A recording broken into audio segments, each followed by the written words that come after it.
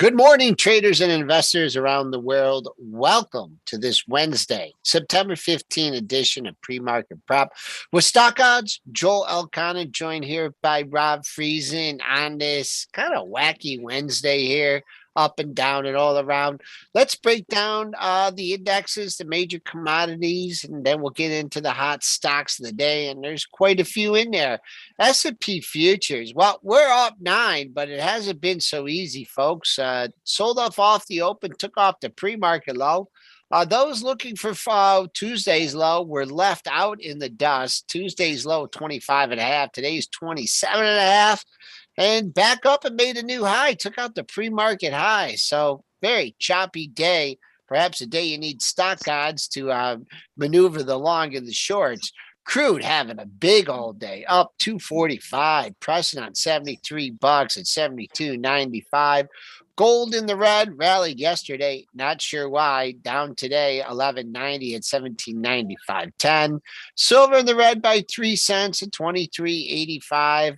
Bitcoin, and I'm going to share my charts, folks. I know Rob didn't tell me to share them. I forgot to share them. I was busy with a flickering light problem here. Okay. Bitcoin into green by $1,300 at 47,815. Ethereum into green as well, about the same amount on a percentage basis. That's up $89.50 at 3,446.50. So Rob, man, we are moving around today. Not quite the layup opens, or at least easier opens to interpret as the last 3 days, right? You can't expect something to work 4 times in a row.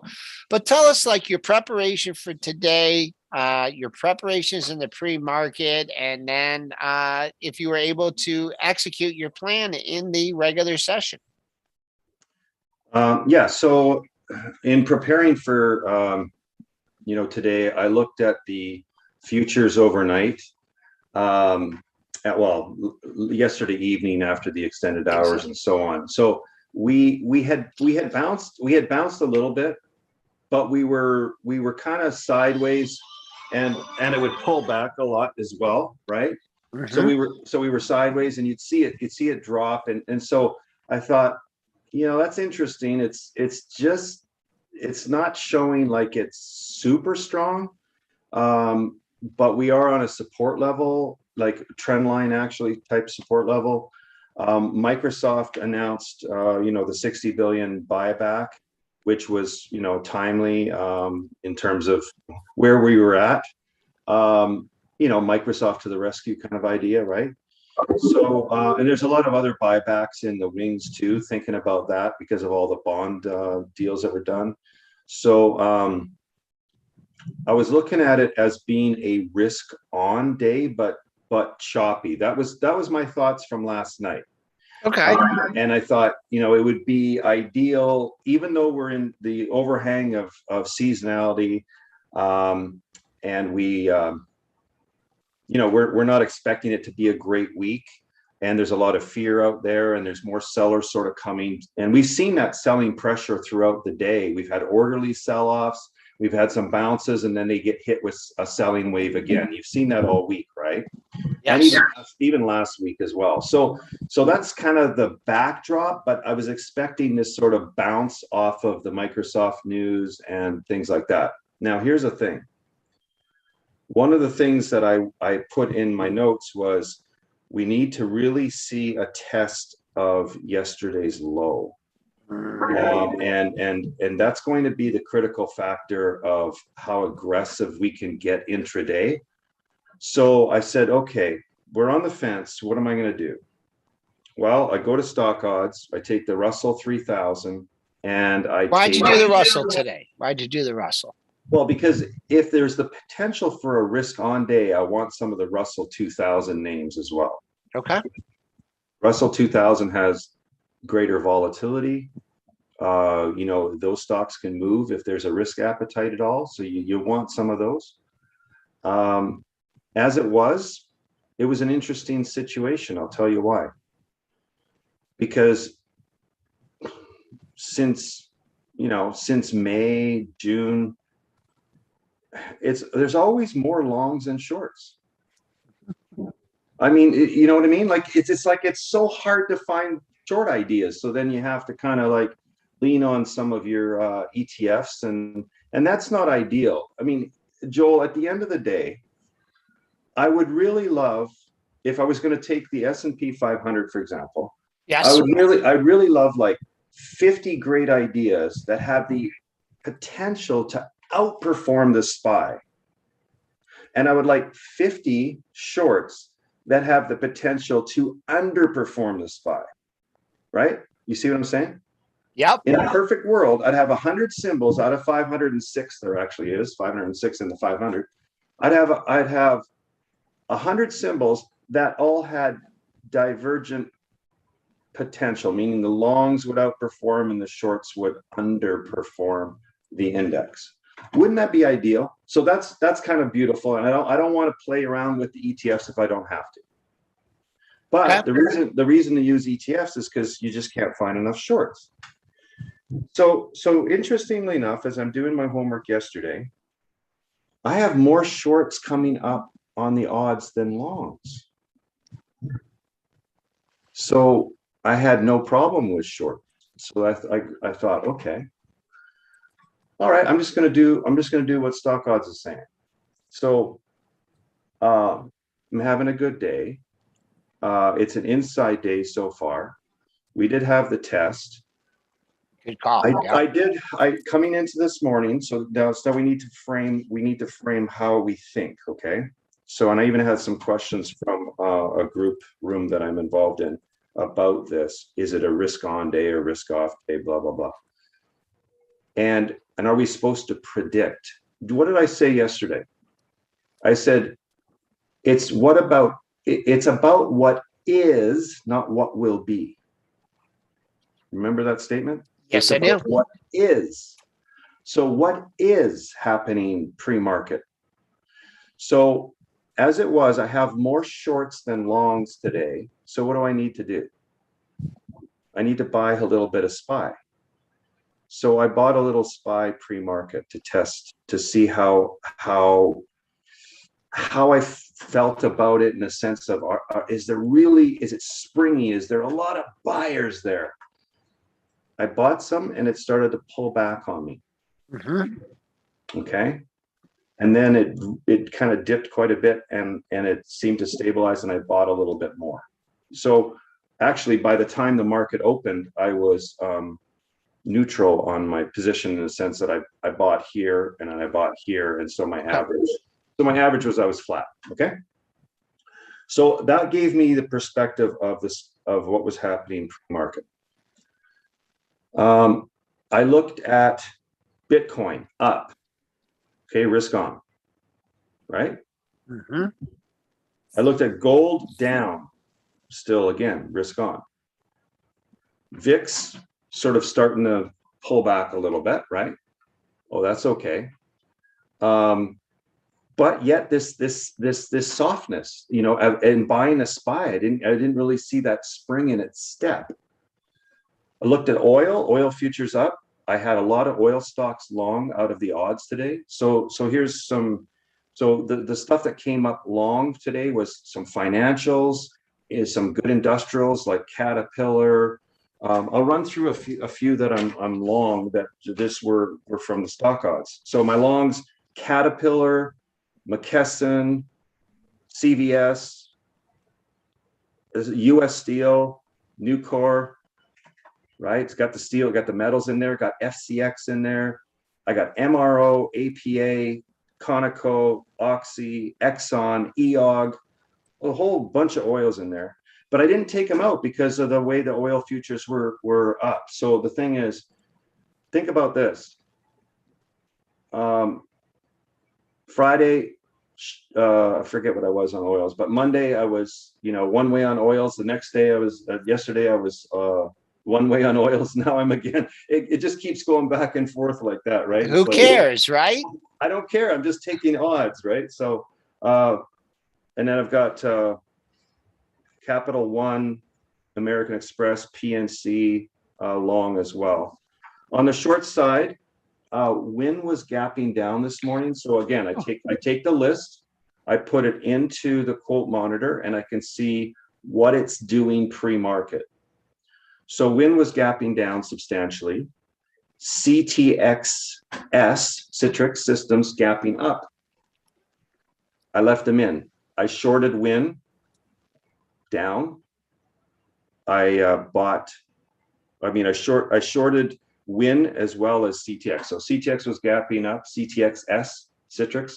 Yep, I got it. And it was gapping up substantially. I shorted that. And WYNN was gapping down. I shorted that. I shorted MGM.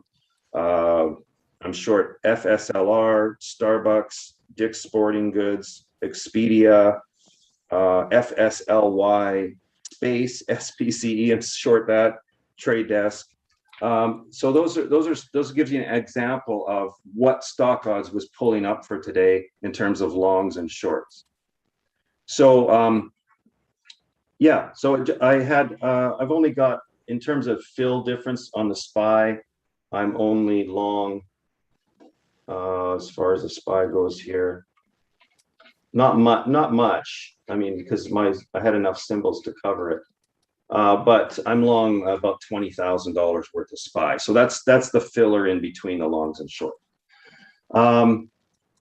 I don't mind having some of it because it enables you to be a bit of a scale trader during, like I can add or subtract from my position if the market just gets really choppy, like we expect on an inside day. Think about an inside day.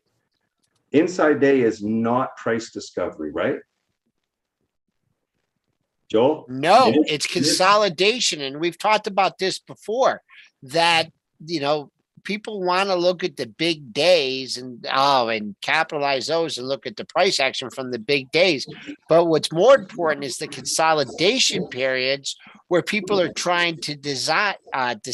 So if you can wait through the consolidation periods and not jump the gun, then your better trades can be when stocks or futures come out of consolidation periods. So how then I put my orders all in there, got filled, right? So then I'm looking at, making sure I'm balanced, bought a little bit more SPY. And then we were testing the previous day's low. We came pretty close. We didn't really close. We came really close. And so I'm watching that, and all of a sudden we start shooting up. Boom. I had to pay up. I had to pay up a bit to get some more SPY. But let that run up and then sold. And now I'll just, if I'm going to be active, I'll just be scale trading, the choppiness. So that's kind of the framework of looking at where we are in the overall market the night before. So how did things finish? Okay, that's a big part. It's context. Then what was the futures doing? And I take a look at all of them, the Dow futures, the NASDAQ futures, the S&P and the Russell. Take a look at all of them, right? Mm-hmm. Take a look at some of the commodity stuff. What's it indicating? Then look at the news. We got Microsoft, and we got China situation still on the negative side. There's actually, this real negative. There's like over $300 billion worth of systemic risk just from the real estate situation. So it's not going to be pretty over there for a while yet. Maybe things can bounce, but I would still rather have short exposure to China, like has been coming up in StockOdds. Some of the names that have relationships or have business interests there. That's why I'm short. Some of the casino stocks today. Anyway, just they were in StockOdds short.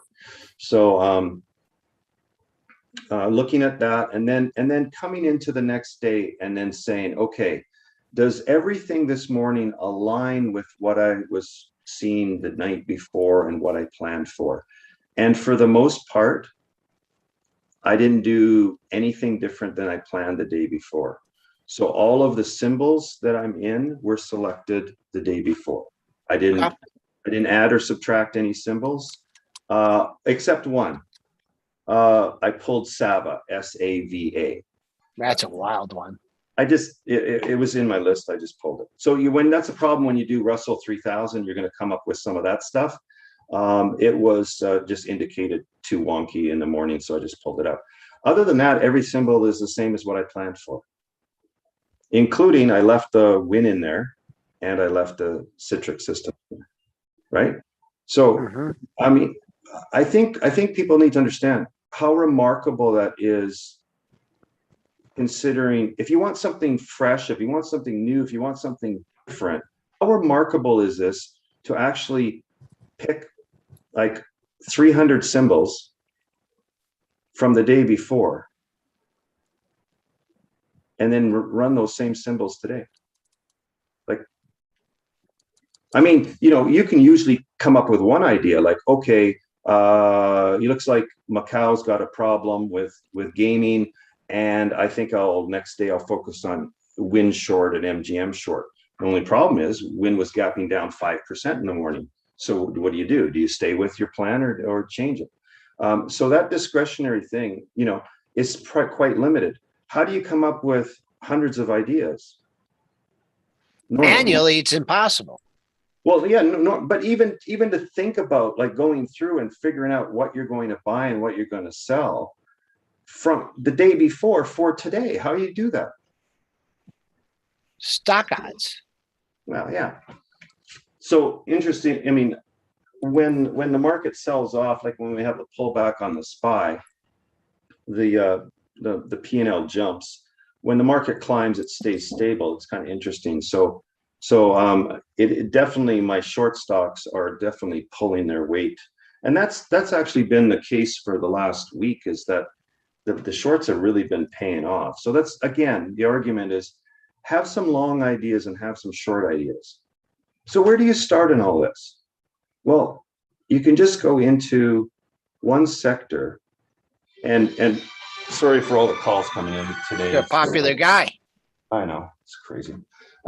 So, you know, you can just start with even one industry within one sector and see if there's segments of their business align, and just start with one relationship, you know. Dennis talks a lot about this relationship-based trading, and it's really the starting point. You could never grow and tackle all kinds of things if you don't know how, first of all, to short, secondly, to, you know, lean on things and look at other relationships, and see how they move relative to each other, and just look for this, you know, expansion and contraction, and expansion and contraction, and a really very, very tight relationship. You know, it's often about just that percentage separation between them, and you can back test this for yourself. You can see every time this relationship expands, you know, or is discounted, so at a premium or discount by a certain percentage between the two stocks, they often converge again, right? So they expand and contract, expand. So that's called elasticity, right? You can refer to it as, I refer to it as jigginess or elasticity, or you know, co-integration is part of it, but you can have co-integration in symbols that are not necessarily related. Persistence of correlation can be part of it. But to get that sort of elasticity, you know, you need really good relationships that, hey, when one has a move, the other one says, hey, me too, you know, and when one gets mispriced, the other one, you know, wants to catch up. So any thoughts you have, Joel? No. I mean, I think that on days like this, you know, where, I mean, you kind of anticipated the chop. Now, you can't always do that. So on days where, you know, there's consolidation, a couple, you know, wild days, it's, you know, different stocks are going to go different directions. And I think that's one thing that the traders have the hardest time is like, oh, if market's going up, everything's got to go up. If the market's going down, everything's got to be down. We do have that high correlation. We do have, like, it's like that. Look at any map of the market. There's very few, you know, green spots on a day where, you know, things are really ripping one direction, or like, you know, down, for example, or up. There's very few red spots.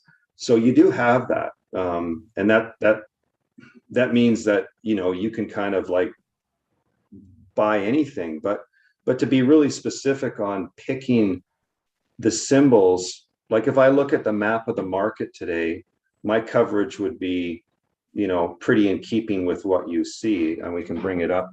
right now. And I had a just kind of question let for it. you, Rob. Yeah. How come you shorted WYNN if it was already gapping down? Don't you usually like to short premium, shorting stocks that are opening higher when the odds say they should be down? So I did my homework on, this Macau thing, and I felt that there was still room for movement there. StockOdds had WYNN as a short, had MGM as a short.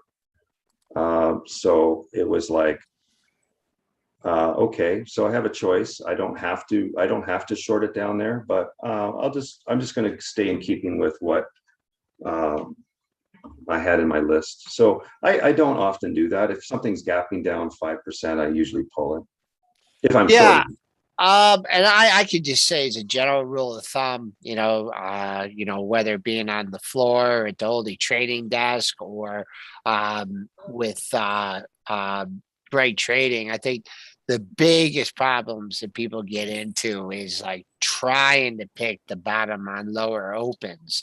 And it's hard. It's hard to actually go with the, I mean, if you tried to do that in WYNN yesterday, you got absolutely destroyed. Today, who knows how it's going to turn out? But a lot of times, it may be hard. You need a gut check, but man, oh man, I wouldn't if it's listen. one thing you could avoid. If I take a list and I put it in there and I see a bunch of stocks that are gapping like that, and I don't know what the news is, I haven't had time, or I'm running tight on time before the open, I'll pull them. Okay, I'm not interested in selling that discount. But I already knew that this China thing isn't very favorable for these casino stocks, and I felt there's just stay with the numbers that I had, stay with the program. Right. I knew the news, so that's a little different. Again, most of the time I'm not so specific. I'm not taking, like, if I have a whole bunch of stocks that are gapping down, say more than 2%, and they're on my short list, I'm not going to go and be able to go through each one of those pieces of news and analyze it. This was a little different case. And you know what? Trading is about knowing when to be disciplined and when you can make exceptions to some of the rules that you have. That's part of trading as well, is that you can step out and do things that are a little bit outside. And if you're doing it with relatively small size compared to your entire position or your account or whatever, then the risk is that you're either going to have a win or a loss, but you're not going to get destroyed on it. If on the other hand you're a guy that's using, say, your retail account, and you're using 4-to-1 leverage, you're using all of your intraday buying power to go in and say, this has to give me what I'm looking for. Well, you're either going to make it or you're going to get really hurt. That's not what I'm talking about. Nope, not at all. So, okay. All right. Rob, great explanation. What I like Trying to is break it down just to, because it is really tough. I remember, like, I've been in this business 30 years, but listen, I still remember. I can think back and think, man, what do these other guys, what are they thinking? How do they figure it out? So the comment today was like, so are we trying to predict whether it's a risk on or risk off day? Not really trying to predict. I'm looking at what is. I'm not trying to think about what will be. So we went through the different indicators. That's what is. Okay. Then I put my stocks in the list. I can see what is gapping up, what is gapping down. I can stick with the program, or I can eliminate any of those stocks that I want. And the next step is, did you not have a line snapped on your chart, Joel, for yesterday's low? Did you not have this is a decision maker? I did, and I was dying for it to get filled, this morning at that area, and then it felt like like a trading range day, and the fact that it kept on undercutting the low over the last couple of days, and it kept on rallying, so you could feel the buying. And yeah, I mean, it was a great area. I mean, only missed it by 2 points. So right. So the only area of feelings that came in last night when I was preparing was the way that the futures were trading. They just felt reluctant and they're lacking conviction to really rally. Okay. And so that's the feeling. Then I come into today. So what did I do with the feeling? I bought a little bit of SPY pre-market because I knew I needed some anyway for my day. As I mentioned, I needed $20,000 worth. So I bought about 10,000 pre-market in 2 tranches. One tranche a bit higher. It slid on me. I bought a tranche lower. And by the time the market opened, I was neutral. I mean, flat on the P&L on that one. And then I bought more afterwards when the market was starting to rally up off that low. So the thing is, I tested my feelings with actual trades, and I got feedback. And then looking at everything, figuring that if this stays as an inside day, then my thoughts about it being choppy today are true. Yep. So there's 2 elements that were true. The potential for a rally, which we had, if you go just take a look at what your diamonds did, the Dow stocks. So there's still more value proposition here. That's another one of my notes that I had written down was value, tech, metals, oil. Those financials. Those were long categories. Okay. So the value proposition when things are very risky and concerning is there, right? Like the diamonds rallied more aggressively than the spider did after we had that chance to test the low, which we almost did. But when it turned, those diamonds just screamed. So that's the DIA ETF, right? Yep. DIA. Yep. So they screamed more than the SPY did. But nonetheless, it's like you're expecting an inside day to be choppy. If you got a chance to break the low of yesterday, then you would have either had people get caught with stop losses, and triggered. Maybe it would have kept on going. Maybe it would have been a false thing and flipped around on you. So that's why we make this framework. And listen, I'm not against technicals when I talk about, not needing charts as much. I do have charts, plenty of them, on futures and commodities and Bitcoin and all these other things. I got charts, but individual stock charts, I don't have the time wherewithal or the analytical skills to go through each one. I mean, if you're gonna select 50 stocks, it's still hard. If you're gonna select 100, it's even harder. If you're gonna select 300 symbols, it's crazy hard to go through charts. Would you agree? I agree. And I think that's a good way to end it today. Pre-market prep with StockOdds, S&P futures up 8 3/4 handles, moving up towards the high of the session. Current high 48.75, folks. Not a lot in there after that. Folks, no show tomorrow. I'm going to be off for the Jewish holiday Yom Kippur, but we'll be back with you on Friday, same time. Same expiration times. Friday, guys. Expiration. On which, we're gonna have to see what the odds have to say. So that's it for today. Off tomorrow, back on Friday. Everyone, have a good day.